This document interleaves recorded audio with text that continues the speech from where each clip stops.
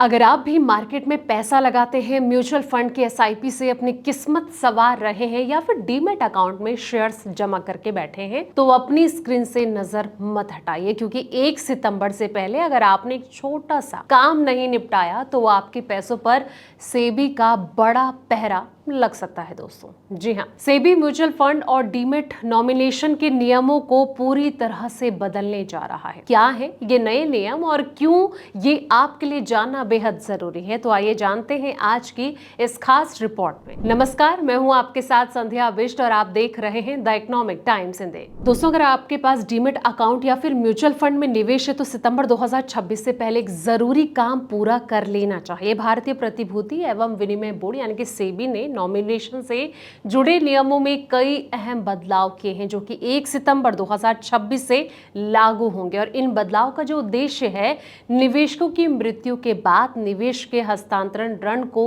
आसान बनाना है और बिना दावे वाली वित्तीय संपत्तियों की जो संख्या है वो कम करना है। नए नियम निवेश प्रक्रिया को अधिक सरल और साथ ही डिजिटल फ्रेंडली जो है वो बनाएंगे। सेबी के नए नियमों के अनुसार 1 सितंबर 2026 के बाद जो भी निवेशक नया सिंगल होल्डर डीमैट खाता या फिर म्यूचुअल फंड फोलियो खोलेंगे और उन्हें नॉमिनी की जानकारी देना जो है अब अनिवार्य होगा। अगर कोई निवेशक नॉमिनी नहीं जोड़ना चाहता तो उसे इसके लिए निर्धारित घोषणा पत्र भरकर औपचारिक रूप से नॉमिनेशन से बाहर रहने का ऑप्शन चुनना होगा दोस्त। हालांकि ज्वाइंट खाते और फोलियो के लिए जो नॉमिनेशन है वो अभी भी वैकल्पिक रहेगा।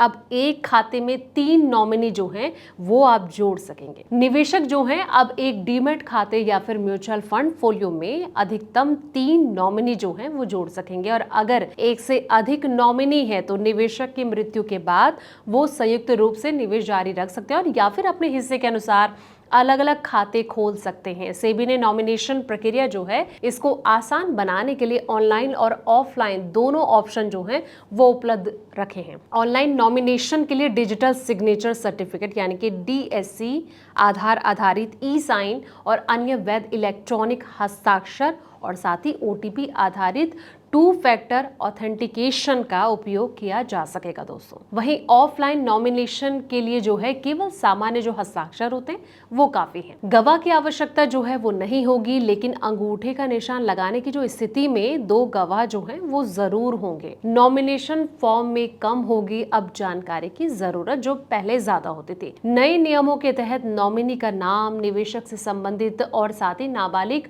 नॉमिनी की जो जन्म तिथि है वही अनिवार्य जानकारी होगी और mobile number, email ID, KYC विवरण, हिस्सेदारी प्रतिशत जैसी जो जानकारियां हैं वो वैकल्पिक रहेंगी। अगर हिस्सेदारी प्रतिशत नहीं बताया जाता है तो निवेश जो है सभी नॉमिनी के बीच समान रूप से बांटा जाएगा दोस्तों। नॉमिनी बदलने पर अब जो है कोई रोक भी नहीं होगी। सेबी ने साफ तौर पर कहा है कि निवेशक जो हैं अपनी जरूरत के अनुसार नॉमिनी को कभी भी जोड़, बदल या फिर हटाने का अधिकार रखेंगे। हर बार नॉमिनेशन में बदलाव होने पर संबंधित संस्थाओं को इसकी जो रसीद है वो जारी करनी होगी और जिन निवेशकों ने नॉमिनेशन नहीं किया या फिर ऑप्ट आउट का ऑप्शन चुना है उन्हें साल में 2 बार SMS और ईमेल के जरिए नॉमिनेशन के फायदे जो हैं वो बताए जाएंगे। और इसके अलावा जो है लॉगिन के दौरान भी रिमाइंडर पॉप अप दिखाई दिया जाएगा। कि अब सवाल ये आ जाता है कि ये नॉमिनेशन जरूरी क्यों है। नॉमिनेशन निवेशक की मृत्यु के बाद उसके परिवार हो गया या फिर कानूनी वारिस तक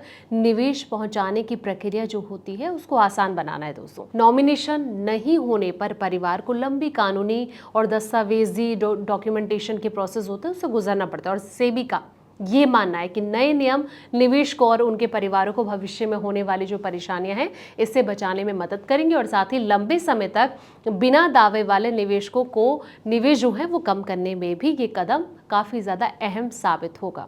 तो ये रिपोर्ट आपको कैसी लगे कमेंट सेक्शन में अपनी राय जरूर दें। फिलहाल इस वीडियो में इतना ही। ऐसी तमाम अपडेट्स के लिए आप देखते रहें द इकोनॉमिक टाइम्स हिंदी।